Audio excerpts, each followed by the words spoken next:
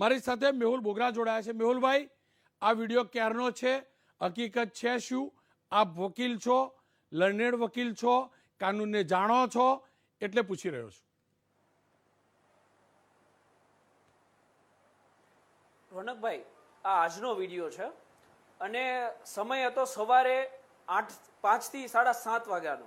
એટલે આ લોકો અંધારાના સમયમાં અવારનવાર, આ માત્ર આજના દિવસે નહીં, દર શનિવારે આ લોકો પોલીસ અને પોલીસના વચેટિયાઓ એ દર શનિવારે 5 થી 7ના સમયમાં ઊભા રહી જાય છે। જે પણ નાના મોટા ટેમ્પા ચાલકો હોય, વાહન ચાલકો હોય, જે બિચારો 1000, 2000, 1500ની મજૂરી દિવસમાં કરે, એની પાસેથી 200-500 રૂપિયાનો આ લોકો હપ્તો લઈ લે। એટલે પ્યોર શોષણ થઈ રહ્યું છે રોનકભાઈ। અરે મેહુલભાઈ, મેં તો તમારા બીજા વિડીયો પણ તમારા ફેસબુક પેજ ઉપર જોયા હતા। પોલીસવાળાની તમે ગાડી પકડતા હતા, બ્લેક ફિલ્મ ના લગાવી હોય તો રોંગ સાઈડ, એ બધું શું હતું હતું? શું સામાન્ય નાગરિક નિયમ તોડે છે તો એનું વાઉચર ફળાતું હશે? રોકડાની તમે વાત કરો છો, વાઉચર ફળાતું હશે માની લઈએ, તો એ બધાનું શું ચાલી રહ્યું શહેરમાં? બસ આ એક એક આપવીતી છે અને દુઃખ થઈ રહ્યું છે મને। દુઃખ એ વાતનું થઈ રહ્યું છે કે એટલા બધા વિડીયો વાયરલ થઈ રહ્યા છે, અવારનવાર પોલીસ કર્મચારીઓ ફોલ્ટમાં આવે અને આપશ્રીએ જ મને કીધું રોનકભાઈ કે સીપી શ્રી છે એવું કહે છે કે નીચલા અધિકારીઓને વાત કરી લો। તો હું આપને જણાવી દઉં કે જ્યારે મારું લાઈવ ચાલુ હતું સવારે 6 વાગે, ત્યારે મેં ડીસીપી શ્રી પ્રશાંત સુબેને પણ ફોન કર્યો હતો, એમણે ફોન રિસીવ ન કર્યો। તમે જે કંટ્રોલ રૂમની વાત કરો ને, એ 100 નંબર ઉપર ફોન કરીને આ લોકો જે ભ્રષ્ટાચાર કરતા હતા ને, એની ફરિયાદ કરવા માટે આપણે કંટ્રોલ રૂમમાં ફોન કર્યો, તો એમાં પણ કંટ્રોલ રૂમમાં 100 નંબર ઇમરજન્સી જે નંબર છે એમાં પણ કોઈએ ફોન રિસીવ ના કર્યો। અને જે આ તમે પોલીસ ચોકીની વાત કરો ને, એ પોલીસ ચોકી એ આ વચેટિયાઓ અને મળતિયાઓનો અડ્ડો થઈ ગયો છે। તમે પોલીસ ચોકીની અંદર જાઓ એટલે આજે હપ્તા ઉઘરાવવાવાળા જે તમને બહાર દેખાય ને, એ પોલીસ ચોકીઓની અંદર બેઠા હોય છે। મેં લાઈવ લઈને જેવો અંદર ગયો ને, એવા બધા મળતિયાઓ મોટા ભાગના એ ભાગીને છૂ થઈ ગયા હતા ત્યાંથી। એટલે આ મોટા લેવલની વસ્તુઓ થઈ રહી છે, જાહેર જનતા પીડાઈ રહી છે। જાહેર જનતાની હાલત તો એવી થઈ ગઈ છે કે પેલા શેરડીમાંથી કેમ રસ નીકળે ને છેલ્લા છોતા નીકળી જાય, એમ જાહેર જનતા છોતાની માફક પીલાઈ રહી છે। અને ઉપર જે પણ અધિકારીઓ છે એમને આ જોવાનો કોઈ ટાઈમ નથી, આની ઉપર કોઈ કાર્યવાહી કરવાનો ટાઈમ નથી। આટલા વિડીયો વાયરલ થયા હોવા છતાં કોઈ પણ પ્રકારની કાર્યવાહી આમાં રોનકભાઈ નથી થતી, એક દુઃખની વાત છે। પણ મેહુલભાઈ, હું પણ આ પ્રકારે કાર્યક્રમ કરું છું, મને બહુ લોકો પૂછતા હોય છે કે તમને ધમકી નથી મળતી? મને તો ક્યારેય નહીં મળી અને મળવાની પણ નથી। શું તમે આ પ્રકારના વિડીયો બનાવો છો, તમને ક્યારે કોઈ ધમકી મળે ખરી?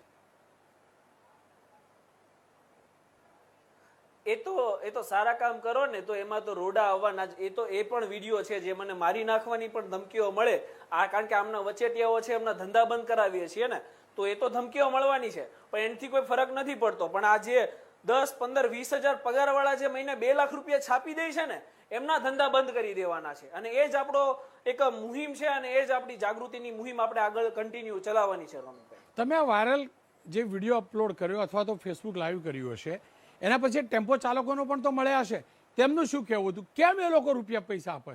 એવું તો શું ખોટું કરતા હતા? દારૂ ભરીને તો આવ્યા નહીં હોય, તો પૈસા કેમ આપે છે આ લોકોને?